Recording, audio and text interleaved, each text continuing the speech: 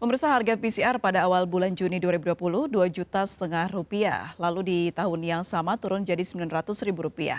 Selanjutnya di tahun 2021 bulan Agustus pemerintah menurunkan harga dari Rp900.000 menjadi Rp450.000. Lalu dengan bergerak cepat kembali pemerintah melalui Kemenkes menurunkan harga jadi Rp300.000 setelah terjadi banyak keluhan di masyarakat.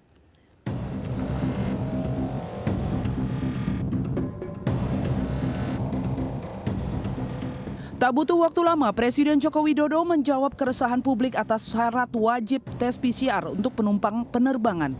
Presiden menginstruksikan agar tes PCR turun jadi Rp300.000 dan masa berlakunya diperpanjang 3 kali 24 jam. Kementerian Kesehatan telah menetapkan harga baru polymer chain reaction atau PCR swab Rp275.000 untuk wilayah Jawa Bali, sedangkan wilayah di luar Pulau Jawa dan Bali harga Rp300.000. Penentuan harga baru pasca pemerintah lakukan audit. Perlu untuk diketahui bahwa batasan tarif tertinggi pemeriksaan real-time PCR yang telah ditetapkan melalui Surat Edaran Direktur Jenderal Pelayanan Kesehatan nomor HK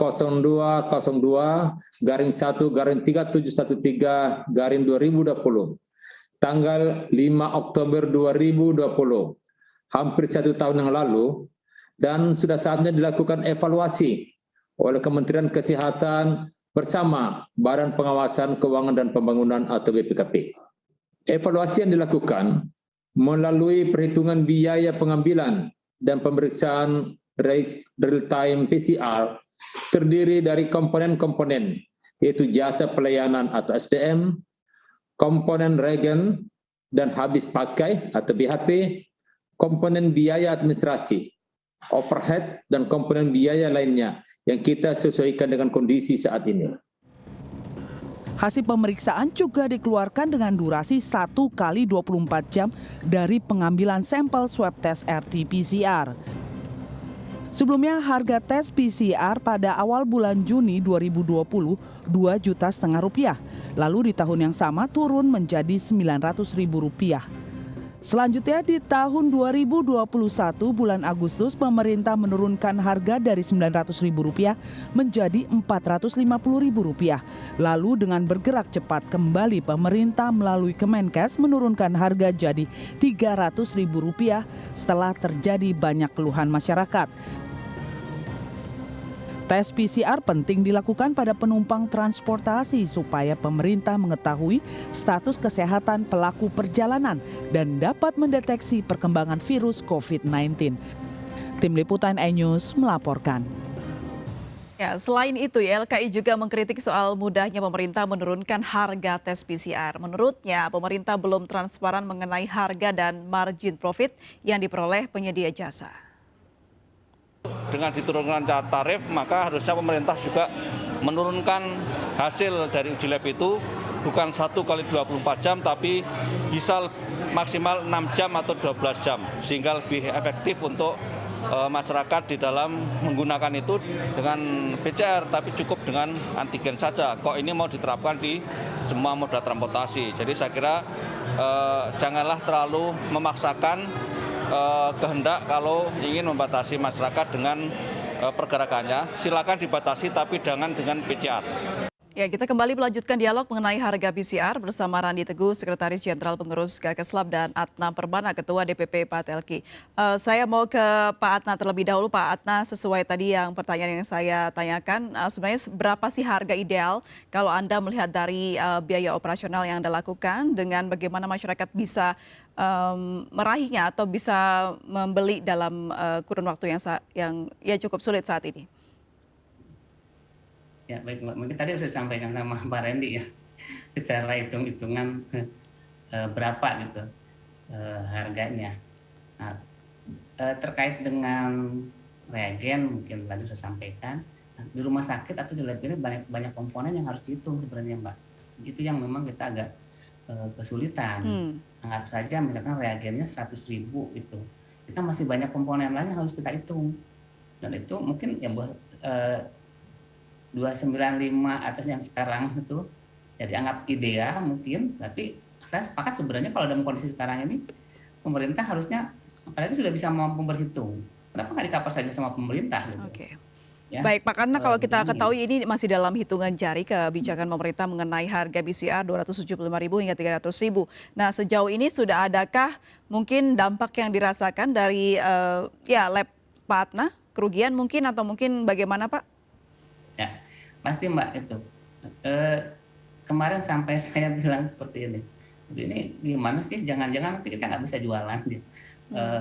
Antigen lama-lama nol gitu ya. Gitu. Sementara stok kita banyak. Jujur Mbak sebenarnya sekarang itu kan level sudah turun, yang periksa pun sebenarnya sudah mulai berkurang. Nah, itu yang kita kadang-kadang tadi kalau dianggap 1 kali 24 jam dengan pasien jumlah sedikit, kita banyak rugi gitu sebenarnya kalau menggunakan yang real time. Sementara menggunakan yang TCM, kita juga sama rugi. Nggak berani running karena secara hitungan costnya juga lebih tinggi yang TCM itu. Seperti itu Mbak. Baik, saya kembali ke Pak Randi. Pak Randi, kalau tadi mendengar informasi Kementerian Kesehatan bersama BPKP sudah melihat bagaimana untuk menentukan harga ini melalui jasa pelayanannya, harga reagennya dan juga operasionalnya. Nah, ini apakah sudah sesuai, Pak? Ya, pertama-tama saya harus sampaikan dulu nih, ya, barangkali keributan ini kan dimulai dengan adanya keputusan pemerintah untuk memakai pemeriksaan PCR untuk perjalanan penerbangan dan bahkan wacananya untuk seluruh moda transportasi. Ya. Barangkali itu yang harus dijawab dulu, karena sebenarnya PCR ini kan dipakai hanya untuk tadinya program 3T, tracing, testing, dan treatment untuk mengkonfirmasi penderita. Lalu juga memang secara golden standard PCR ini adalah untuk memastikan atau yang kita sebut diagnosa pasti. Sebenarnya untuk penyaringan atau screening cukup dengan antigen, di mana buktinya sebenarnya kan selama kasus yang tinggi kemarin penerbangan bolak-balik juga ada, dengan antigen juga kasus turun. Dan saya sepakat dengan analisa dari epidemiolog Griffith University yang menyatakan bahwa memang pemeriksaan PCR ini tidak ada evidence-based medicine yang tidak prioritas, cukup antigen. Nah, sekarang menjadi pertanyaan adalah begitu ditekankan tentu masyarakat, tentu kita semua akan bertanya berapa harga yang layaknya. Ya. Apakah 275, apakah 100.000, apakah 50.000, apakah 10.000, itu kan yang menjadi susah. Ya. Nah, yang pasti sebenarnya kalau dari kalangan medis, kami percaya yang namanya evidence-based medicine. Semuanya itu harus berdasarkan indikasi. Jadi kalau memang harus dilakukan, ya harus dilakukan, sehingga menjadikan cost benefit-nya tercapai, harga berapapun tercapai. Akan tetapi kalau tidak sesuai dengan indikasi, tidak akan ada cost benefit-nya walaupun Rp1, Rp2 harganya, karena tidak sesuai dengan peruntukannya. Itu yang menjadi masalah. Jadi sebenarnya walaupun sudah dilakukan perencanaan oleh BPKP, tetapi BPKP itu kan harusnya mendapat masukan yang benar dari Kementerian Kesehatan, di mana Kementerian Kesehatan itu adalah mereka yang mengetahui, memahami bagaimana proses-proses dalam hal kesehatan. Ya, BPKP kan hanya audit. Jadi ya saya rasa seharusnya Kementerian Kesehatan lebih bijaksana.